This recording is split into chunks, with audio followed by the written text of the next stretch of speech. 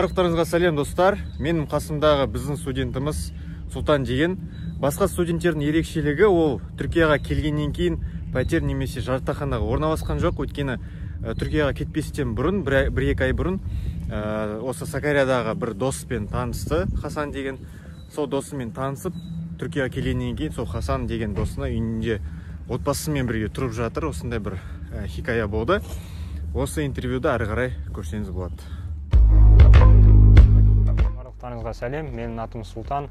Мен Білім Стейшн компания арқылы осы Түркияға оқуға түстім, және де мен қазір Төмерде оқып жатырмын, түрікше үйреніп жатырмын.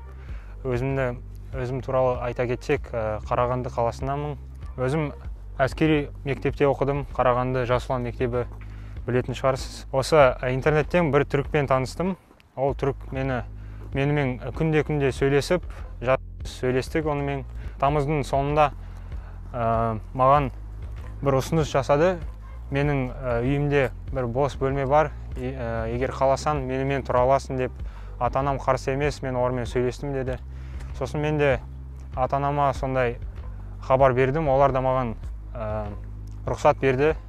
Сосын біз осы 6 қыркүйекте осы жаққа келдік Түркияға. Хасан алып мені үйіне апарды, үйдегілермен таныстырды.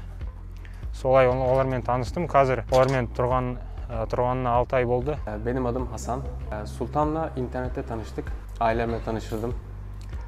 Yanımda yaşamaya başladı. Şu anlık bir sıkıntı yok. Ben geçen sene Erasmus eğitimi yaptım Polonya'da. Orada birçok Türk, birçok yabancı bana yardım etti. Evlerini açtılar, paylaştılar. Dedim bu sene sıra bende, benim sıram. Ben de yardım etmek istedim. O şekilde ailem kabul etti. Öyle güzel oldu. Хасанның ата-анасымен өте жақсы қарым-қатынастамыз. Олар мені өз баласындай көреді. Және де қазір олармен тұрып жатқаннан менің түрікшем өте қатты дамыды. Мысалы қазіргі менімен оқып жатқан қазақтардан менің түрікшем олардан жақсы, яғни дамыған. Өйткені күнде түріктермен түрікше сөйлесем, басқа тіл қолданбаймын, солай деп айта alamam. Babamın çay ocağı var Korucuk'ta. Orada Sultan müşterilerle Türkçe konuşuyor. Türkçesini bayağı geliştirdi. Bayağı Türkçe öğrendi oradaki müşterilerle konuşa. O şekilde alıştı, Korucuk'u sevdi. Міне сіздердің алдарыңызда менің факультетім, саясаттану факультеті. Мен осы жақта 4 жыл саясаттану және мемлекеттік басқармашылық деген мамандықпен оқитын боламын. Осы мамандықпен 4 жыл оқимын. Түркияның таңдаған себебім ол ең бастысы мұсылман ел болғандықтан, және де біздің бауырлас ел болғандықтан, Түркия бізді жақсы көргендіктен сол таңдаған себебі осы болды.